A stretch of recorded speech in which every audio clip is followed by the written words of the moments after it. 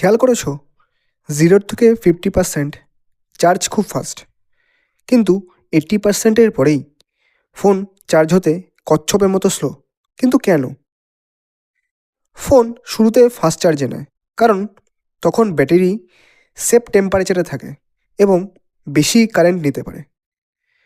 80%-এর পর ব্যাটারি গরম হতে শুরু করে, আর হিট মানেই ব্যাটারি ড্যামেজ।